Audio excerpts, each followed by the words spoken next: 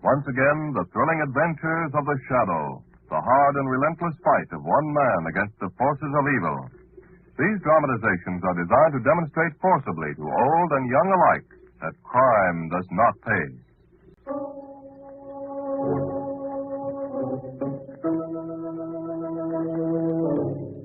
The Shadow, who aids the forces of law and order, is in reality Lamont Cranston, wealthy young man about town. Years ago in the Orient, Cranston learned a strange and mysterious secret: the hypnotic power to cloud men's minds so they cannot see him. Cranston's friend and companion, the lovely Margot Lane, is the only person who knows to whom the voice of the invisible shadow belongs. Today's drama, The Drum of Obi.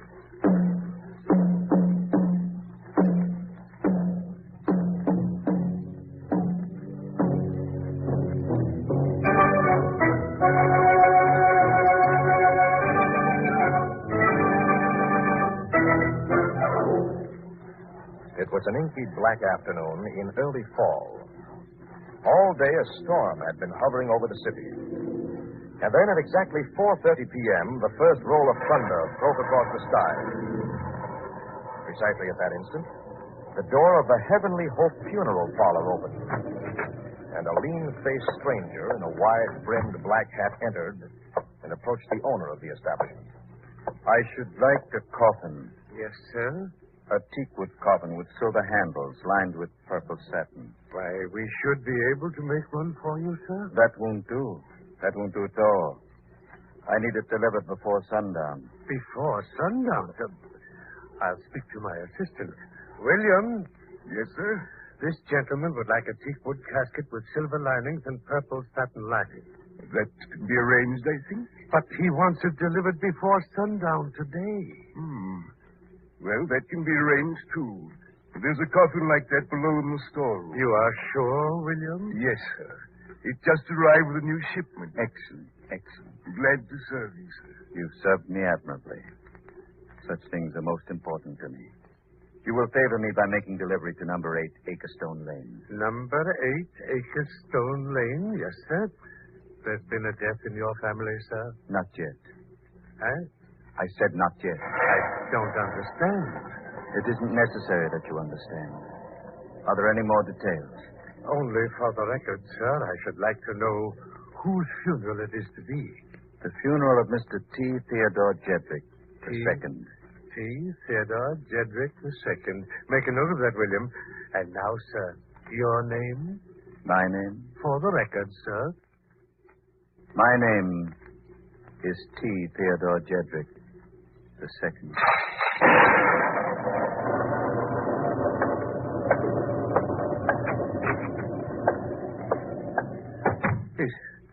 Is he insane? He didn't look insane. Drunk, then? Hardly.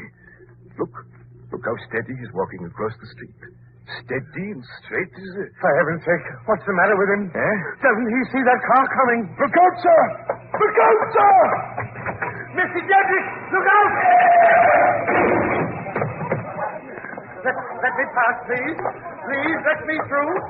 Mr. Jedrick. Mr. Jedrick. Mr. Jedrick. Is he? You may deliver that coffin as specified, William. Mr. Jedrick seems to have known exactly what he was talking about.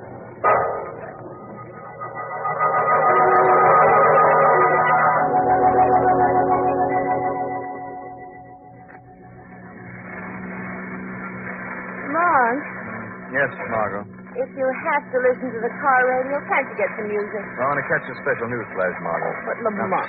And so, having ordered the coffin for his own funeral, Mr. D. Theodore Jedrick II of number 8 Acrestone Lane stepped into the street in front of the Heavenly Hope Funeral Parlor, where he was killed instantly by a hit-and-run limousine. The coffin was delivered as specified. But there is no answer to the riddle of how Mr. Jedrick was able to prophesy his own death. What do you think, Lamont? I think he ought to be in jail. Who? That newscaster for broadcasting such inordinate nonsense. But it happened. It couldn't have happened. Lamont! It may have seemed to have happened, but it didn't. After all, Lamont, you weren't there. I don't have to be there to know that everything has a simple and logical explanation. I don't see how you can What say... was that address they sent the coffin to? Number 8, Acrestone Lane. Oh. Where are we going? Number 8 Acrestone Lane? Why? Prove to you, Margot, that everything has a simple and logical explanation.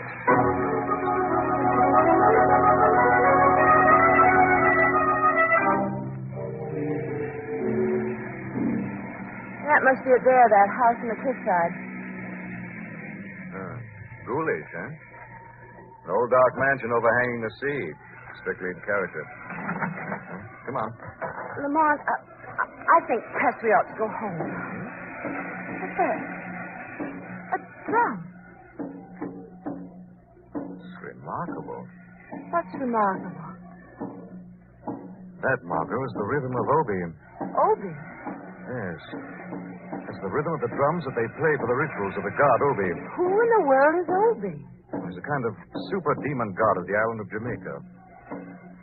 It's weird. Hearing it here just outside of town? Nightmarish under the circumstances. Under any circumstances. And I think this will be a most intriguing explanation. If we live to get it. Margot, it ain't hard to know one fair explanation. Now, here's the house. Do you think you should have done that? Why not? You don't think we should just go our way? Our way lies ahead of us, Margot. Oh, you'll pardon this intrusion, sir, but we heard about the strange occurrence this afternoon. I will not pardon this intrusion, sir. I want nothing whatever to do with your kind. Our kind? Reporters, both of you. Oh, we're not Don't come reporters. lying to me. I can smell you newspaper rats. I'm a writer myself, and I know you. Theodore Jedrick was killed. He's dead. He's lying in there in his coffin, and there's an end to the matter. You'll get no further news out of me on the subject. Perhaps I can get some news out of you on another subject. Who's beating that drum? And what business is that of yours? Just curious to know why, in these civilized parts, anyone should be beating the savage ritual of Obi. Obi, did you say? You are familiar with Obi, sir? I've made something of a study of all forms of witchcraft. Well, why didn't you say so at once, sir? Come in. Do, both of you. Come in. You will understand, sir. To you, I can explain. Explain? Yes, the circumstances of my brother's death. The dead man was your brother? Yes, Brother Theodore. I am Lyle Jedrick. This is Miss Margot Lane. How do you do? I'm Lamont Cranston. I'm delighted, Mr. Cranston. Yes, indeed. Now, about the regrettable incident at the funeral parlor this afternoon. The press and radio have made it sound quite fantastic. Not supernatural. The power of suggestion can be very potent, particularly upon a weak-minded individual like my poor brother in the coffin. It was simple for them to make him believe that he was going to die. In fact, he even ordered his own coffin, and then walked directly into the path of the oncoming car. So great was his conviction. Who gave him that conviction? There is a cult of Obi in this country, sir. Small but devout. Led by a man, a self-styled priest, named Leo. Leo? Yes, Leo, sir. And it was this Leo who caused my brother's death. How? How? I'll show you. See here. Look at these. Postal cards. 92 of them. One for each day of the past 3 months. They've arrived regularly every morning. And the effect was finally too much for Theodore. What do they say, Lamont? Obi wills it. The house of Jedrick perishes on October 24th. By October 24th, the house of Jedrick will be no more. That's all? So, But enough for Theodore. And poor Deirdre. Deirdre? Who's Deirdre? Our sister. Oh. She and Theodore both believed in this savage foolishness. Now he is dead there in the coffin, and she is sitting in her superstitious fear in the next room, beating out that rhythm of Obi to ward off the coming evil. Why? What does this Leo have against you? Well, the fact that the Jedricks were an old Jamaican family, descended from a long line of Caribbean privateers and pirates, and that I recently wrote a book debunking Obi, calling it nothing more than auto-hypnotic suggestion, and using authenticated Jamaican data to prove my point. It must be quite a book. It is? Oh, it is indeed, sir. Would you care to see it? Matter of fact, I would. Well, I have a copy upstairs. Well, I don't want to trouble No you. trouble at all, sir. None in the world. Just make yourselves at home. Perfectly at home. Well, Now, you see? Just as I told you. A perfectly simple and logical explanation. Theodore Jedrick believed in this Obi nonsense, and so by the power of suggestion, he met his death. in that case, I'm afraid Sister Deirdre is doomed. Judging from that drum beat, she's pretty far gone. Yes. Perhaps we can do something about that. What are you going to do? And try to reason with Deirdre Jedrick before it's too late. Miss Jedrick! Miss Jedrick, we'd like to come in and see you. I don't think she wants to come in and see us. We'll go in there anyhow. Miss Jedrick, we want to talk. Go. You are young people. You have time ahead. Go now, for death is in this house tonight. Miss Jedrick. Obi has spoken. Miss Jedrick, will you please listen to Stop us? beating that drum for just a moment. Let me talk. I beat this drum to keep doom away. When I stop beating it, the hand of death will strike. No, you're The wrong. drum isn't helping. It's doing harm. It's heightening your fear, weakening your mind. It's just what Leo wants.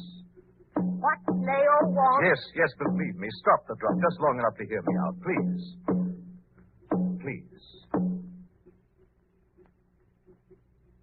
Thank you. Now listen. There is no magic in Obi. The only people it can harm are those people who are fools enough to believe in it. Now, snap out of it. Get hold of yourself and you'll be safe. Like Theodore was safe. No. Like Lyle is safe. He laughs at the curse. And in laughing, he puts himself beyond. Lyle is safe. Absolutely. Are you sure? Yes, Miss Jedrick. I'm completely sure. Come on.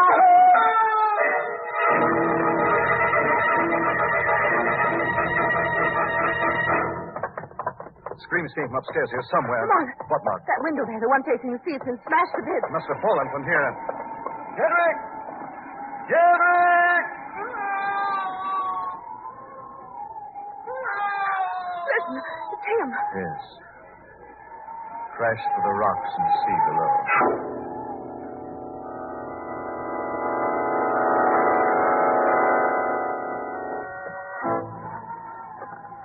Jedrick!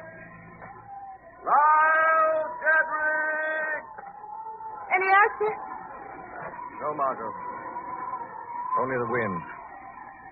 Just as we feared. He's gone. It's washed out the sea. Come on. Yes, Deirdre's starting with that wretched drum again. I think perhaps we'd better let her. What do you mean? I mean, I'm really getting scared now. You said that Lyle was safe from the Obi magic because he didn't believe in it. Well, he didn't believe in it. But he's gone all the same. Gone just like Theodore. Margot, you telling me you believe in Obi? Have you got another explanation? Yes.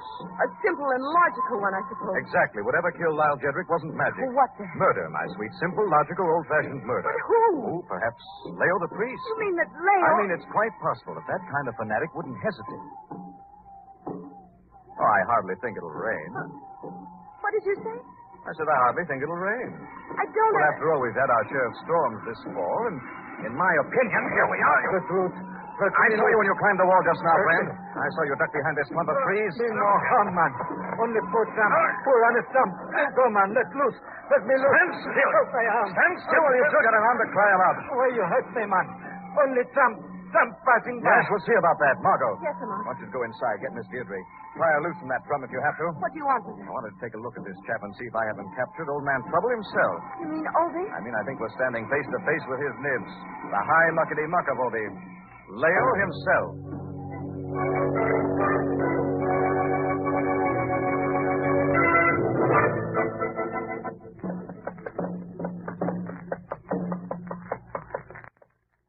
The drum stopped.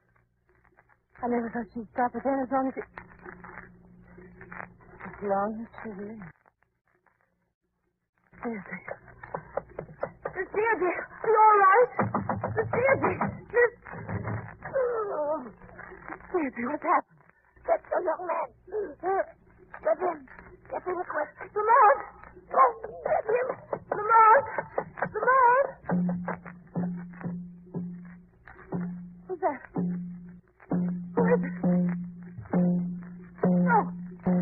can't be. It can't be. No!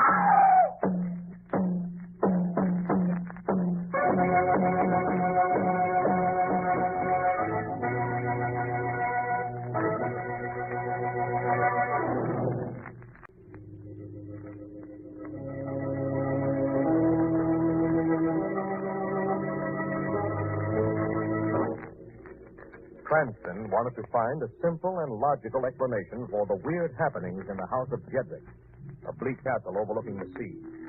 Happenings which appeared to be caused by Leo, a Jamaican high priest. Now, while Margot is inside with Deirdre, Jedrick, Lamont holds the high priest captive outside the seaside mansion. Girl be long time gone, man. Drum have stopped. Yes. Come on, walk ahead of me. Oh, no safe place. Move. No safe place for nobody, man. No safe place for young girl alone. Come on, move. We'll see. Inside. Margot! Margot! Margot! Listen, man. Margot! Margot! Not Margot. Please. Mr. Dietrich, what happened? Please. Please take him back. No one left but you to help take it. Please. Please don't leave it to us. What? It must pass on to the good to help others. What old lady mean? Treasure.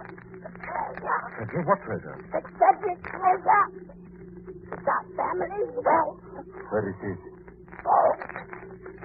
Below main floor. Here, Patrick. This treasure. It's no use for the Cedric any longer. The Cedric no longer exists. Deirdre. The lady dead, man. Dead. Dead. You killed her, you, Leo. No, man, no. Leo I am. Curse I make. But I kill nobody. And this I swear by name of Obi. Who did kill her then? Nobody. Curse of Obi kill all Jedrick. You're insane. No, man. Not insane. You don't understand how Obi works. Obi older than you. Older than words. As old as time. And what Obi wills in strange way is always done. I'll argue with you later. Right now, there's Martha to be found. Can Leo make suggestion? Now, what is it? Wise men of Obi say that fate lead us the way it wants we should go. Fate has given us key to treasure vaults below. Let us go down now and see where fate will lead us. From there.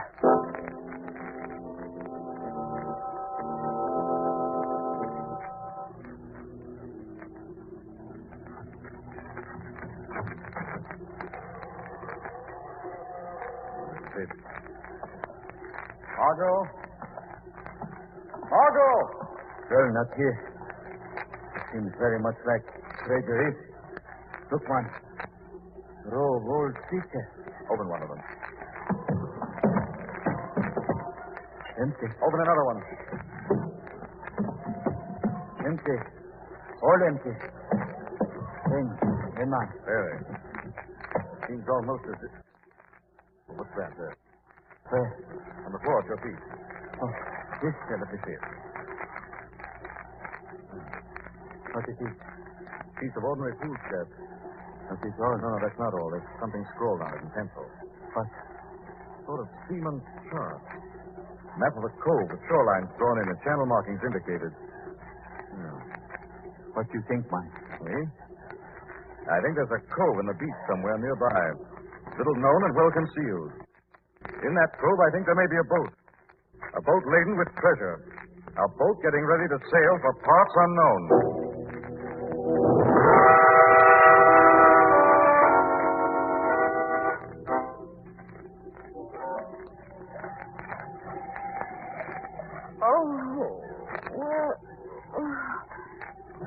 Where am I?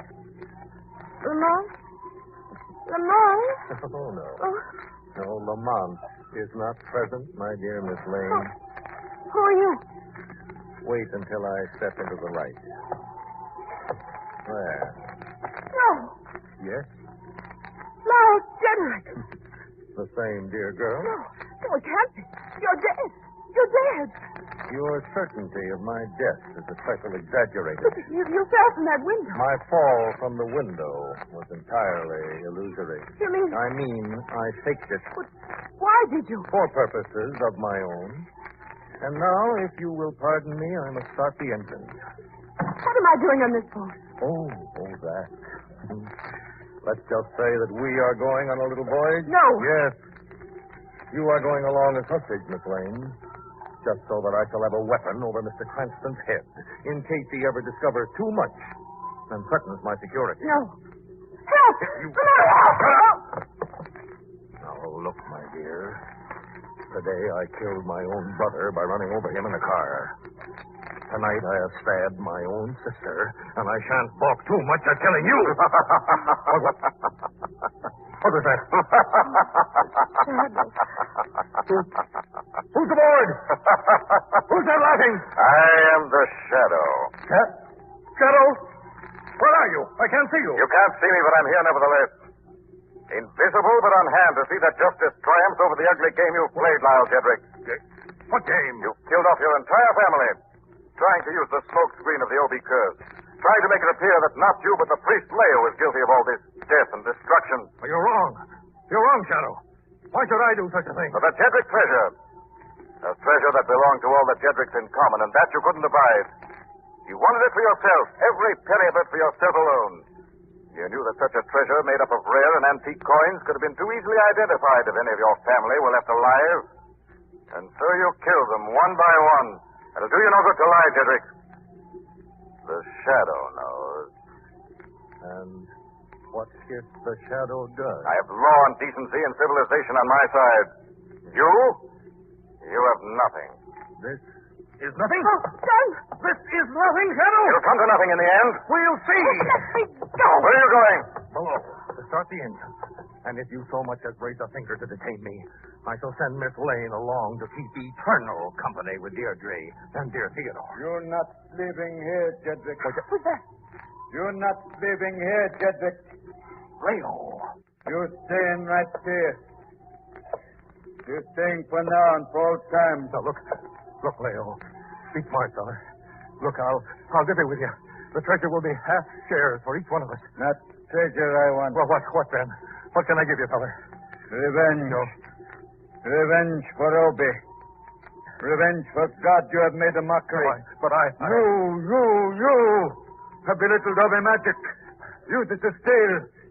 Use it to help you in bloody mud and cheap theft. Yes.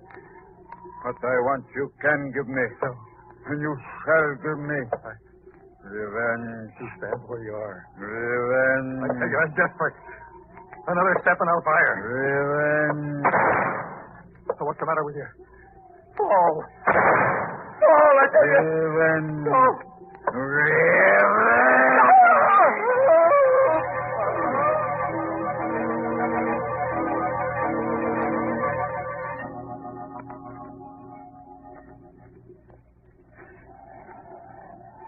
Margot, I'm all right. What happened? you fainted. Lyle Jedrick. He's on the deck. Don't look. Dead? Yes. Leo beside him. Oh, Lamar. Steady. That's the way it had to be. What's that? Blowing down the deck, that paper. This? It's one of those cards Leo sent to Jedrick. Must have blown out of Lyle's pocket. Obi wills it. The house of Jedrick perishes on October 24th. By October 24th, the house of Jedrick will be no more. Remember? And it's happened. In spite of all the tricks and twists, it's happened. Jedrick. They're all dead. It's the 24th, and the house of Jedrick is no more. Margaret, you mustn't take on. You're tired and hysterical. Well, what do you call this? It's not magic. Well, what then? Coincidence. A simple and logical explanation. You hear that? Yes. You know what it is? Yes, I know what it is, Margaret. What is it then? You want me to tell you? Yes. The surf. Booming on the rocks. Is it? Of course. Everything has a simple and logical explanation, Margaret.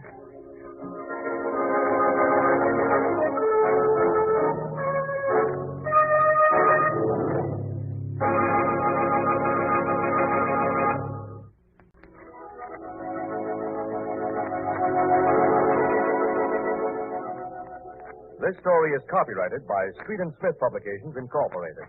All names and places are fictitious. Any similarity to persons living or dead is purely coincidental.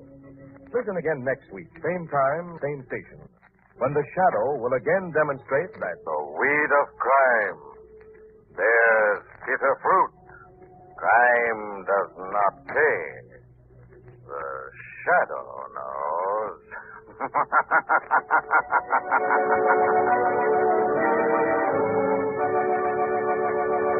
Next week, same time, same station, another strange and thrilling adventure in the Shadow's daring battle against the forces of evil.